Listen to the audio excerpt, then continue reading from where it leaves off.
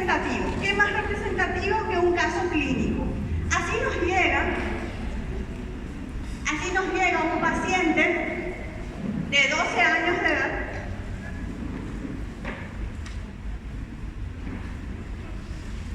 Nos llega un paciente de 12 años de edad que es llevado a la casa desde la escuela por una crisis asmática. Es un paciente conocido asmático. La profesora en el colegio ya realiza la primera intervención, que sería el salbutamol, en este caso inhalado. No mejora, entonces la madre decide llevarlo al hospital. Y tenemos el paciente, la imagen del paciente cuando llega al servicio de emergencias.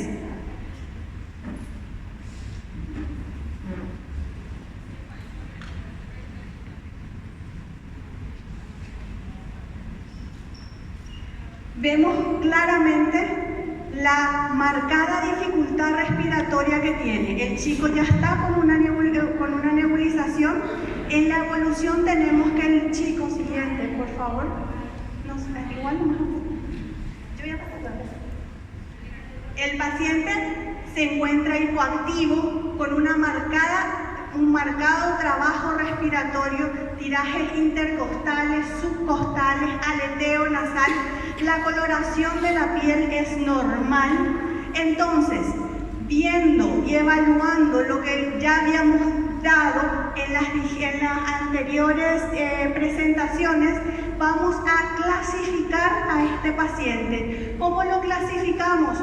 A través del triángulo de evaluación pediátrica, que como recordábamos tiene 3 lados fundamentales: el aspecto, el trabajo respiratorio y la circulación. La circulación en este paciente estaba normal porque tenía la coloración de la piel, no estaba cianótico, no estaba moteado y no estaba pálido, como veíamos en el video.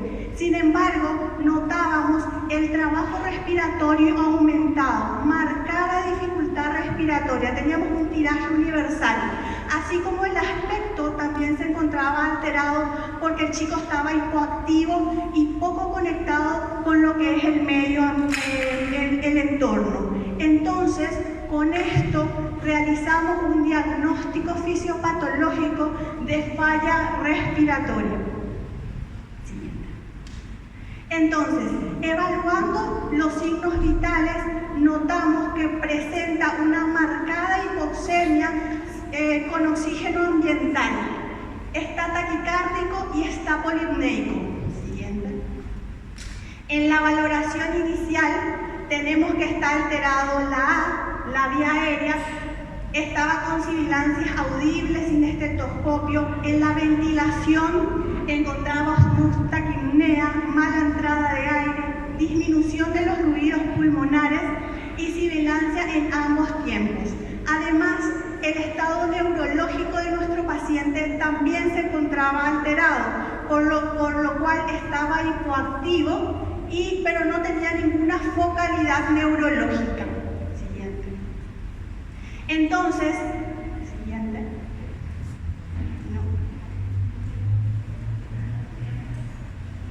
Entonces, en la evaluación, en la historia clínica y en los eventos que suscitaron a este evento, tenemos que tenían una respiración superficial, como antecedentes alérgicos, teníamos que era alérgico a los gatos, la medicación previa que había recibido había sido salbutamol y como preventivo tenía fluticasona.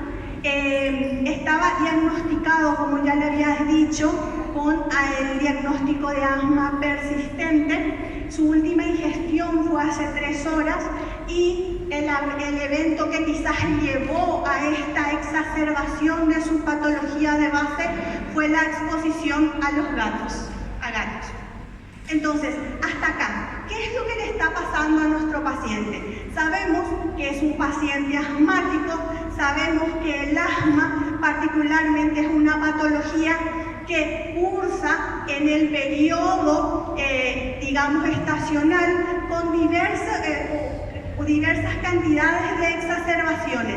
Entonces, en este momento, nuestro paciente, ¿qué es lo que tiene? Tiene una crisis asmática, pero eso en realidad no es que no sea importante, es muy importante, pero lo que más importante es ahora es qué necesita ese paciente, qué prioridades voy a tener con ese paciente, qué es lo que necesita que yo le administre o le haga en este mismo momento.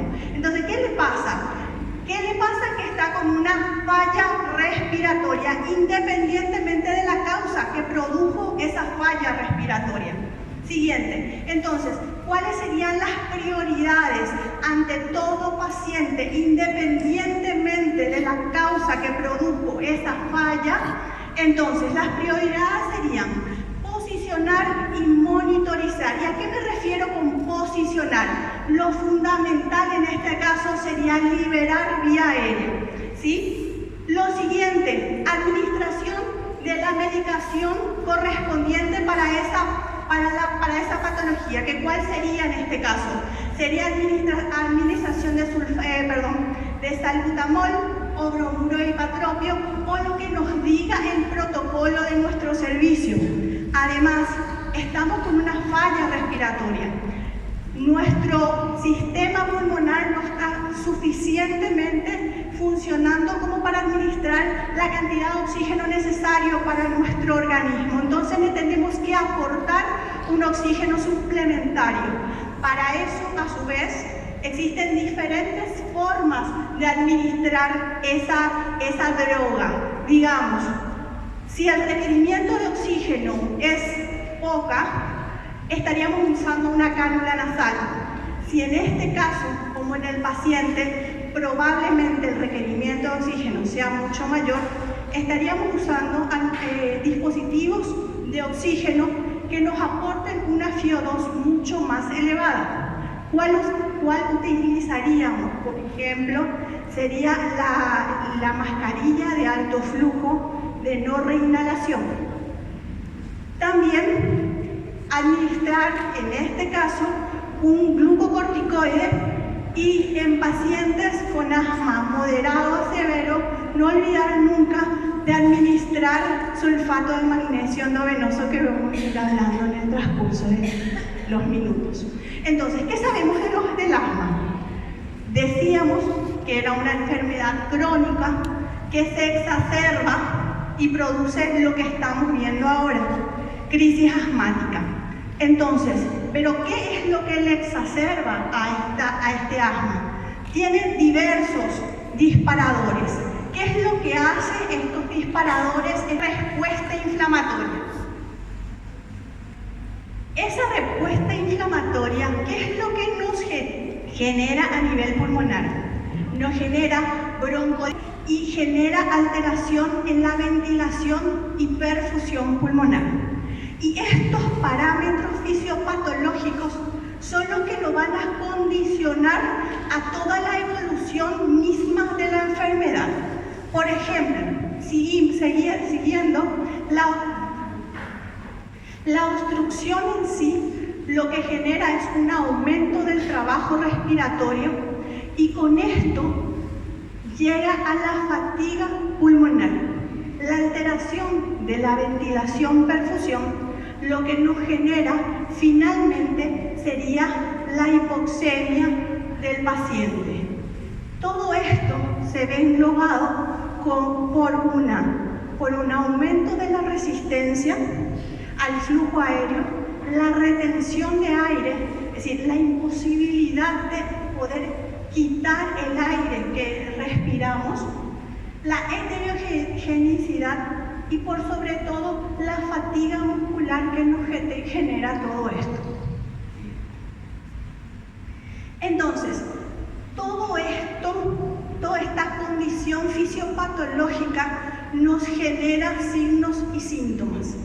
En la crisis asmática es característico los síntomas como la tos y signos como las sibilancias, retracciones y abundantes secreciones además.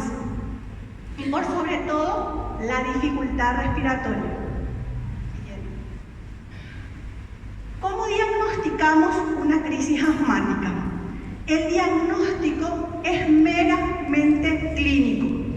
Hay veces que nos podemos ayudar o tenemos estudios, como su nombre bien lo dice, complementarios, que nos ayudan no precisamente a diagnosticar el asma, sino muchas veces ver en qué está, en diagnosticar una crisis asmática, sino más bien ver el estadio o la gravedad en la que nos encontramos.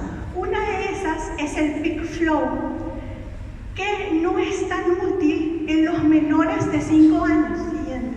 Siguiente. La imagen que ya el peak flow. No sale. Ahí está. ¿Por qué no es eficiente? Porque ¿qué es lo que nos mide el peak flow?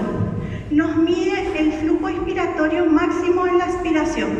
¿Y qué es lo que tenemos que hacer? Como la imagen lo muestra. Tenemos que soplar el aparatito que vemos y en los menores y calcular, soplar en 3 veces y calcular, es decir, el valor más alto que nos sale, y eso nos mide qué tan obstruida está nuestra vía aérea en ese momento. Muchas veces en adultos se usa más bien esto para ver la evolución del asma en el tiempo. Y es fácil porque es de bajo costo. Para nosotros no es, digamos, muy útil porque es difícil realizarlo en los menores de 5 años. Otro estudio complementario que podríamos agarrarnos sería la gasometría, aunque también teniendo un oxímetro de pulso que es mucho menos invasivo, quizás no daría la saturación, ¿verdad? Y por último, la pregunta del millón. Le hago una radiografía de tórax en el paciente asmático. Y no y sí. En un principio siempre es no, exceptuando en determinadas circunstancias, que son: si tiene fiebre elevada y persistente, si tiene crepitantes unilaterales, si tiene mala respuesta al tratamiento, o si tiene una auscultación asimétrica persistente. Fíjense, solo son 5 situaciones en las que yo le pediría una radiografía a un paciente asmático. Si no, no. El diagnóstico de la crisis asmática es meramente clínico. Entonces, ¿pero con qué nos podríamos confundir en un paciente que viene con estos mismos signos y síntomas? Nos podríamos o tendríamos que diferenciar de una bronquiolitis, que sería por la edad, ¿verdad? Por una neumonía, una aspiración de cuerpo extraño que nos marcaría por una auscultación asimétrica persistente, y de otras causas, de otras patologías que quizás cursen con rales pulmonares como sibilancias, que serían la insuficiencia cardíaca, la anafilaxia, la cetoacidosis. Entonces, hasta ahora sabemos diagnosticar el asma, pero más que diagnosticar, tenemos que saber qué tan grave está nuestro paciente que tiene una exacerbación asmática. Para eso nos valemos de scores de gravedad. Existen varios scores de gravedad. Cada hospital debería tener un score a utilizar, y tienen que practicarlo y entenderlo y hablar todos un mismo idioma. Así, si yo digo que tiene un PIS 4, PIS es el score de gravedad que nosotros utilizamos para el asma. Entonces, si yo digo que tiene un PIS, un PIS de 4, todos entendemos que es una crisis asmática leve. ¿Qué es lo que nos mide el PIS? Nos mide la gravedad y la forma en la cual o con la cual tenemos que actuar en un paciente con crisis asmática. ¿Qué es lo que valora? Valora la frecuencia respiratoria, valora la sibilancia, valora el tiempo de inspiración y expiración, la relación entre ambos tiempos, valora grado de dificultad respiratoria y cómo lo valora a través de cuánta cantidad de músculos accesorios estamos utilizando y valora la saturación de oxígeno con oxígeno ambiental, ¿sí? Y eso nos da niveles leve, moderado y grave, llamando grave a los pacientes que tienen un score mayor a 12.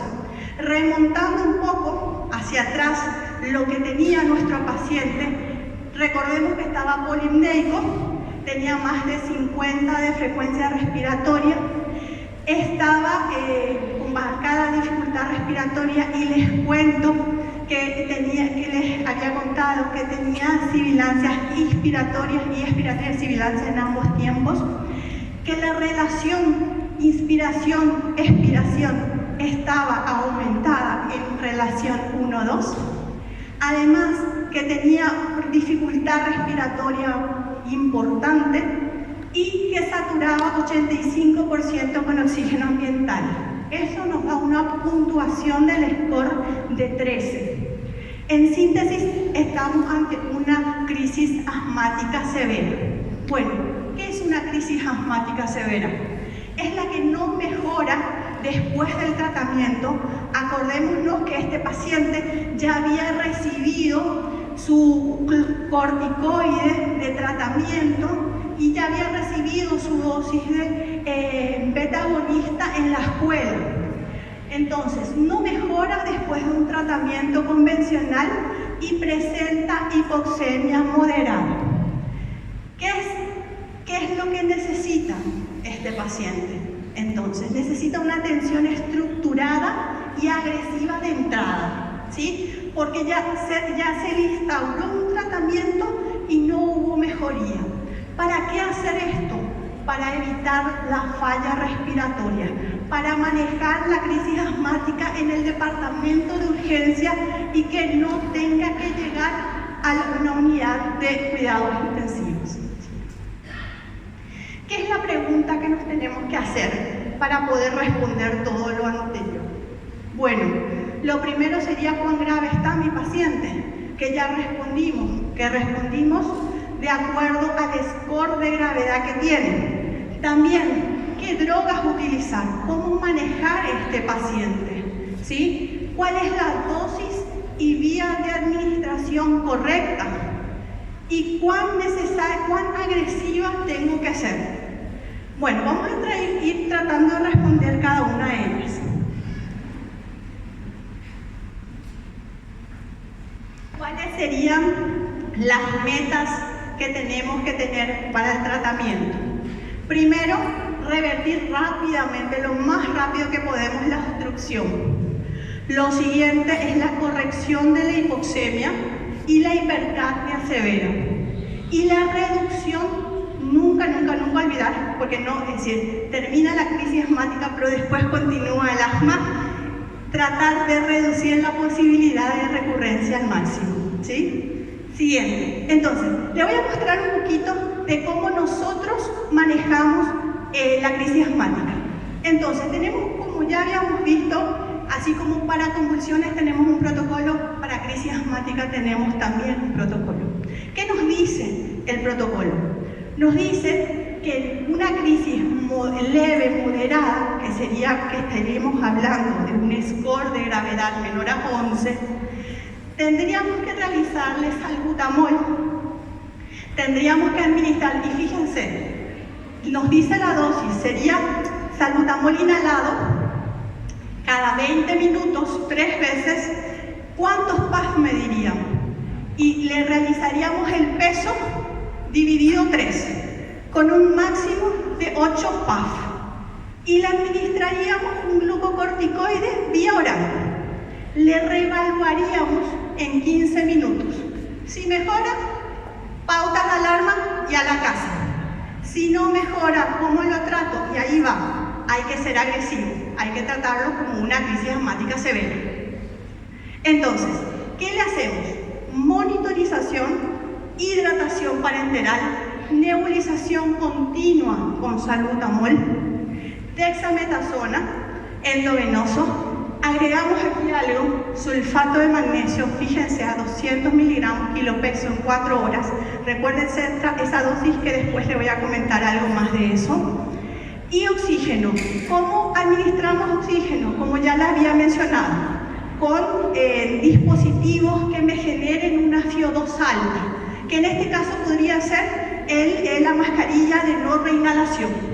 Y considerar siempre adrenalina subcutánea o intramuscular a una dosis de 0.01 ml kilo peso con una dosis máxima de 0.4 en pacientes con un flujo inspiratorio reducido o en pacientes con inminente insuficiencia respiratoria.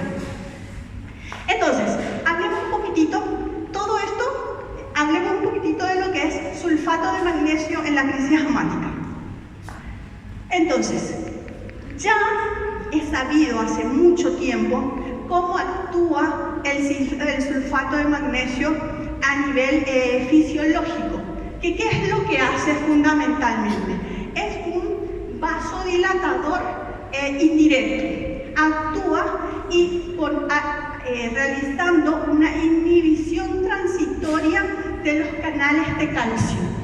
Entonces, inhibe la captación de calcio, la degradación de mastocito y por ende la inflamación producida en el asma y la liberación de acetilcolina en las terminales nerviosas, nerviosas motoras. Con todo esto lo que genera o lo que evita principalmente es la broncoconstricción. Así como tiene un rápido inicio de acción, también tiene una rápida excreción a nivel renal. Entonces tenemos un pico máximo y al poco tiempo, una vez que se titula en sangre, rápidamente se excreta por los túbulos renales. Sí. Entonces, ¿qué es lo que sabemos que hace el sulfato de magnesio? Ya diferentes estudios, incluido un metaanálisis en el Cochrane, nos dice que disminuye la necesidad de hospitalización. Hay países que realizan el sulfato de magnesio ya en las primeras instancias de la consulta en la emergencia. Mejora la función respiratoria y también disminuye por sobre todo la estancia hospitalaria, es decir, el paciente que ingresa por una crisis asmática severa, que anteriormente podría haberse quedado 3-4 días, hoy se está yendo dentro de las 24 horas del inicio de la crisis asmática. Esos son diferentes estudios que comprueban esto que les voy diciendo. ¿Qué dosis utilizar? La bibliografía nos dice que tenemos un rango entre 25 y 75 miligramos kilo peso, tomando como medio 50 miligramos kilo peso en una infusión de 20 minutos. Determinados estudios mencionan que altas concentraciones de sulfato de magnesio mejora la funcionalidad pulmonar, y considerando que el sulfato de magnesio es ideal para la broncodilatación aguda, pero no sostenida en el tiempo, entonces mencionan que la implementación de sulfato de magnesio a 200 miligramos kilo peso en 4 horas es mejor a la infusión en bolo de 50 miligramos kilo peso. Siguiente. Entonces, ustedes me dirían, pero el sulfato de magnesio es una droga que puede tener muchos efectos colaterales. Se hicieron un montón de estudios en los que se vio que sí, podría llegar a tener efectos colaterales, pero se ve dentro de los primeros 5 minutos y son mínimos. Por ejemplo, la debilidad muscular, la hipotensión, el dolor en el sitio de inyección, el enrojecimiento facial, pero como ya les dije, fueron mínimos con todos estos pacientes estudiados. La dosis en los pacientes con un poquito de sobrepeso no está bien estudiado. Por último, y para englobar todo lo que dijimos, quiero que se quede bien claro los pilares del tratamiento de la crisis reumática. Como principal pilar tenemos las prioridades a tomar con ese paciente. Liberar vía aérea, oxigenar, hidratar, la administración fundamental de beta-adrenérgico como el salbutamol, la administración de glucocorticoides, la administración de sulfato de magnesio y la probable administración de hipatropio. Por último, antes de terminar esta charla, ese es el paciente que habíamos visto al inicio, con permiso de los familiares, ya mejorado después de unas horas de administración de sulfato de magnesio. Este paciente no debe salir del hospital sin antes recibir sus dosis o la forma en que va a realizar su preventivo. Eso es todo. Muchas gracias. ¿Alguna duda?